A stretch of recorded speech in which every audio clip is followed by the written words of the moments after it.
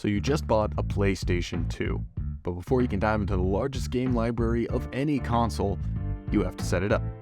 Here is everything you'll need. A power supply, either the standard figure 8 cable or the slim AC adapter, AV cable, controller, memory card, and the console itself.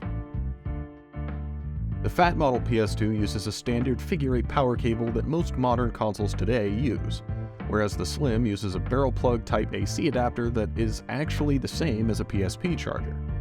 The AV cable, on the other hand, is a bit more proprietary. They connect to the console using a specific plug on the PS2, as well as both the PS1 and PS3 consoles. If the console you have purchased is missing either of these cables, we sell plenty of replacements at Nostalgic Video Games.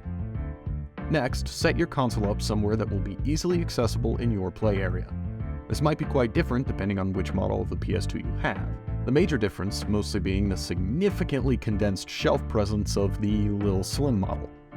The disc trays are also quite different. The fat model has a tray that ejects and slides out from the front of the console, whereas the slim has a hatch that opens on the top of the console, reminiscent of the PS1. Just make sure to take into account which model PS2 you have, especially if you're like me and you like putting little guys on top of it. And if you have the fat model, remember that you will also have to access the power switch at the backside of the console as well. And the cool thing about both of these models is that they are also designed to sit either horizontally or vertically. If you decide to go vertical, just make sure to flip that little PlayStation logo around. Looks real nice. Overall, it's best to consider your entertainment area and what will be most convenient for you.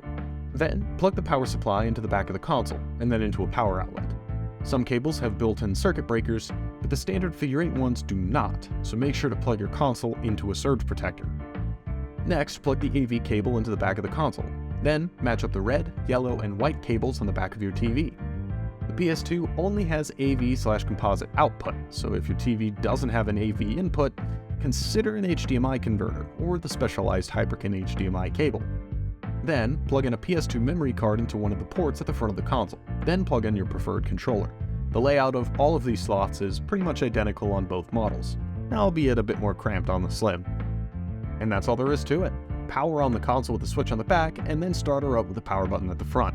The PS2 also has total backwards compatibility with the PS1, so if you'd like to introduce even more games into the already massive PS2 library, you'll need a PS1 memory card. PS1 games will only save to a specific PS1 memory card. Just keep that in mind before you go putting 12 hours into a Symphony of the Night playthrough and then realize you can't save your game. If you want to feel even more classic, you can use an original PS1 controller with your PS1 games, but unlike the memory cards, the PS2 DualShock controller will also work on your PS1 games as well. We've got you covered on all of your memory cards, controllers, and games over at Nostalgic Video Games. We have a massive selection of PS2 and PS1 titles, so come check us out. If you found this video helpful, let us know. We've got tons of awesome content, including these how-tos, so keep in touch with Nostalgic Video Games. We'll see you next time.